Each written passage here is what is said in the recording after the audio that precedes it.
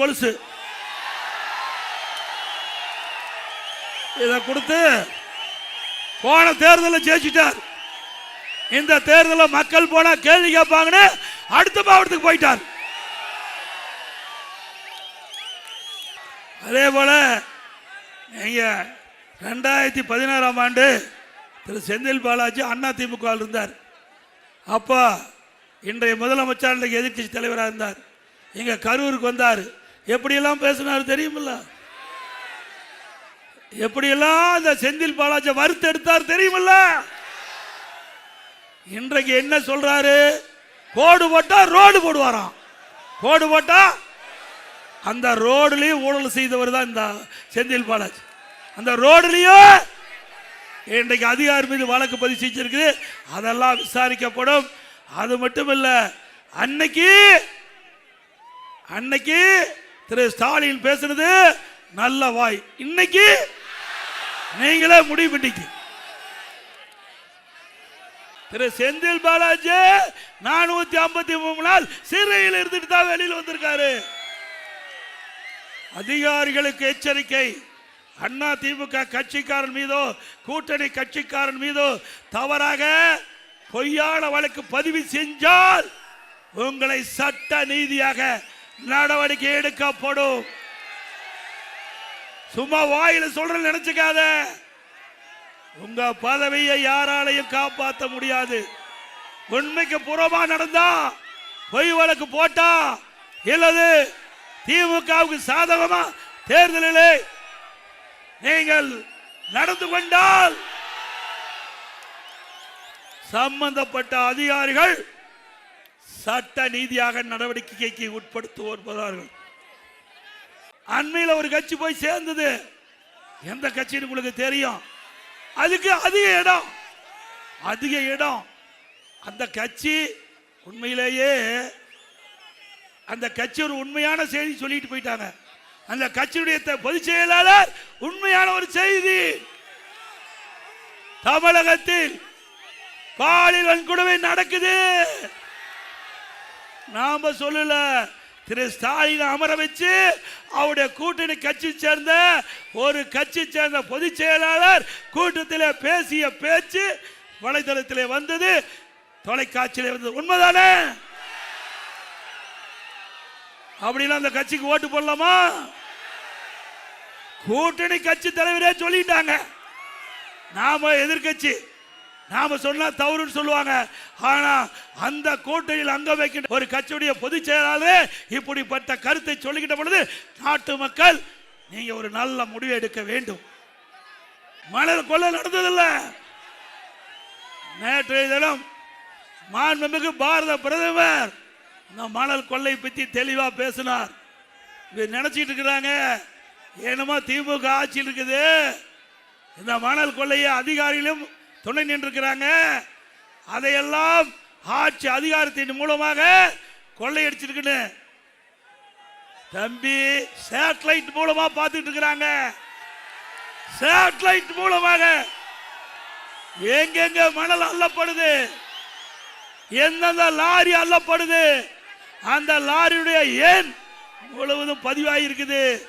ஆகவே அண்ணா திமுக ஆட்சி மக்களுடைய துணையோடு அமைந்தவுடன் மத்திய அரசு துணையோடு சேட்டலைட்டில் பதிவு செய்யப்பட்ட அதையெல்லாம் சட்ட நீதியாக எடுக்கப்பட்டு இந்த மண கொள்ளையில் யாரெல்லாம் ஈடுபட்டார்களோ அவர்கள் மீது சட்ட நீதியாக நடவடிக்கை எடுக்கப்படும். இந்த மணல் கொள்ளைய தடுப்பதற்காக அனைத்து இந்திய அண்ணா திராவிட முன்னேற்ற கழக கட்சி நிர்வாகிகள் தொண்டர்களோடு அறிவிச்சவர் விஜயபாஸ்கர் அவர்கள் சம்பவ இடத்துக்கு போறார். இங்க இருக்கிற அதிகாரிகளுக்கு தெரியாதா? காவல்துறைக்கு தெரியாதா? வருவாய்த்துறைக்கு தெரியாதா? இவள் கொள்ளையடிப்பது ஆயிரக்கணக்கான லோடு ஒரு நாளைக்கு காவிரி ஆற்று மணல் கொள்ளையடிச்சிட்டு இருந்தாங்கல்ல, அந்த கொள்ளையெல்லாம் கண்டுகொள்ளாம இருந்தாங்கல்ல. அண்ணா திமுக சார்ந்த மாவட்ட சாத்திர விஜயபாஸ்கர் அவர்கள் அதை தடுத்து நிறுத்தினார். சம்பந்தப்பட்ட அதிகாரிக்கு புகார் கொடுத்தார். அவர் மீது வழக்கு பதிவு செஞ்சிருக்கிறீங்க. அண்ணா திமுக ஆட்சி மலரும், சட்ட நீதியாக அவர் பதில் சொல்லியே ஆக வேண்டும்.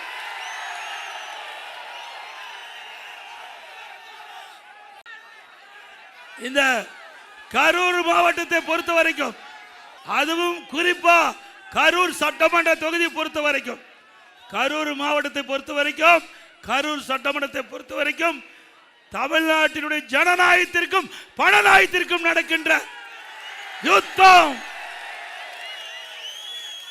தமிழ்நாட்டின் ஜனநாயகத்திற்கும் பணநாயகத்திற்கும் நடக்கின்ற தேர்தல். இந்த தேர்தலில் தமிழ்நாட்டுடைய ஜனநாயகம் தலைக்க வேண்டும், ஓங்க வேண்டும், மக்கள் சுதந்திரமாக வாழ வேண்டும். இதற்கு நீங்கள் இந்த தேர்தலை எடுக்கின்ற முடிவு சரியான முடிவாக இருக்க வேண்டும்.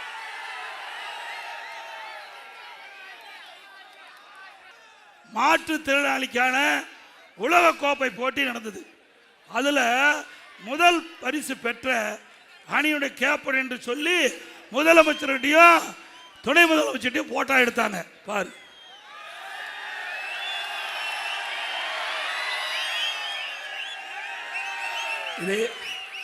இதுல என்னன்னா, உலக கோப்பைக்கு போய் போட்டி போட்டு வென்றார்ல முதலமைச்சர்கிட்ட என்ன கோப்பை, முதலமைச்சர் எந்த கோப்பை காட்டுறாரு, அப்புறம் துணை முதலமைச்சர் எந்த கோப்பை காட்டுறாரு? அப்படின்னா பொய் தானே. இவரு வெளிநாட்டு போவதற்கு பாஸ்போர்ட் கூட எடுக்கல, வெளிநாடு போகல, உலக கோப்பை போட்டியில கலந்துக்கல. எப்படி பில்டப்? அடம் செய்யறதே செய்யறீங்க, ஒழுங்கா செய்யலாம் இல்ல? ரெண்டு பேருக்கு முதலமைச்சர்கிட்டையும் துணை முதலமைச்சர் ஒரே கோப்பை காட்டலாம் இல்ல? அதை கூட சரியாக செய்யாத திறமையற்ற அரசாங்கம் திமுக அரசாங்கம். எல்லாம் பில்டப், எல்லாம் போட்டோ ஷூட் போட வேண்டியது, பத்திரிகை ஊடகத்துக்கு அப்படியே வந்து போஸ்ட் கொடுக்கிறது, ஒரு அறிவிப்பு வெளியிடுறது. இப்படியே 5 வருஷம் ஓடி போச்சு, 5 ஆண்டு இப்படி ஓடி போய் விட்டது. விலைவாசி விண்ணை முட்டுக்கிட்ட அளவுக்கு உயர்ந்தாச்சு. அரிசி விலை 30 ரூபாய் ஏறி போச்சு. அதே மேல என்ன கடல் எண்ணெய் 60 ரூபா ஒரு கிலோ, பருப்பு ஒரு கிலோ 60 ரூபா, விலைவாசி உயர்ந்து போச்சு. இதை தடுத்து நிறுத்த இந்த அரசாங்கத்தில் எந்த முயற்சி எடுக்கல. ஏழை மக்கள் கடுமையா பாதிக்கிறாங்க. அப்படிப்பட்ட அரசாங்கம் தேவையா? போன தேர்தலில் போலி கொலுசு, போலி கொலுசு நம்முடைய பெண்களை ஏமாற்றி வெற்றி பெற்றுட்ட. இந்த முறை எத்தனை ஸ்வீட் பாக்ஸ் கொடுத்தாலும் வேலையாகாது, எத்தனை ஸ்வீட் பாக்ஸ் கொடுத்தாலும் வேலையாகாது.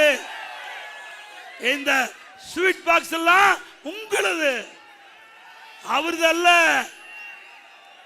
உங்க ஸ்வீட் பாக்ஸ் பேக் பண்ணி கொடுக்கிறார், ஸ்வீட் பாக்ஸ் பேக் பண்ணி, அவ்வளவுதான் அவருடைய வேலை. ஏன்னா தேர்தல் விதிமுறை இருக்குது, அதனால சில மறைத்து பேசுறேன், புரிஞ்சுக்குங்க. இன்றைக்கு மறுமலர்ச்சி திராவிட முன்னேற்ற கழகம், அந்த கூட்டணியுடைய மூத்த தலைவர் திராவிட முன்னேற்ற கழகத்தோடு பேச்சுவார்த்தை நடத்திட்டு வெளியில் வரும்போது அவர் சொல்றார், அழுது கொண்டே சிரிக்கிறேன் என்று. அழுது கொண்டே. அப்படிப்பட்ட கூட்டணி திமுக தலைமையிலே அமைக்கப்பட்ட கூட்டணி. அவர் என்ன பாசத்தோட கூட்டணி வச்சிருக்கிறாங்க. நான் அப்பவே சொன்னேன், நாங்களாம் எதிர்கட்சி வரிசையில் வந்திருக்கிறோம். எங்களோட தான் கம்யூனிஸ்ட் கட்சி அமர்ந்திருக்குது, காங்கிரஸ் கட்சி அமைஞ்சிருக்குது, அப்புறம் விடுதலை சிறுத்தை கட்சி அமைஞ்சிருக்குது.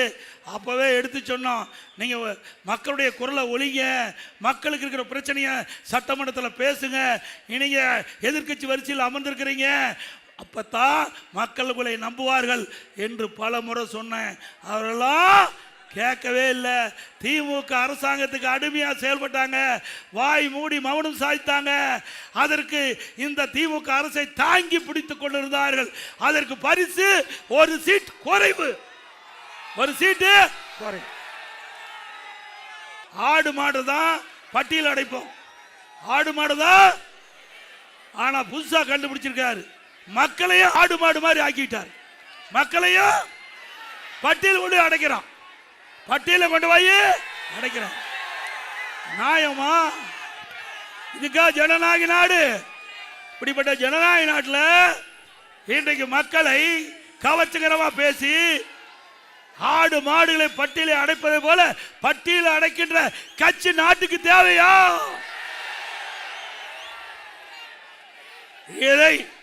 இதை வேடிக்கை பார்த்து கொடுக்கின்ற அதிகாரிகள் சட்ட நீதியாக நடவடிக்கை எடுக்கப்பட்டு விட்டால் அவருடைய பதவிக்கு யாரும் பொறுப்பல்ல.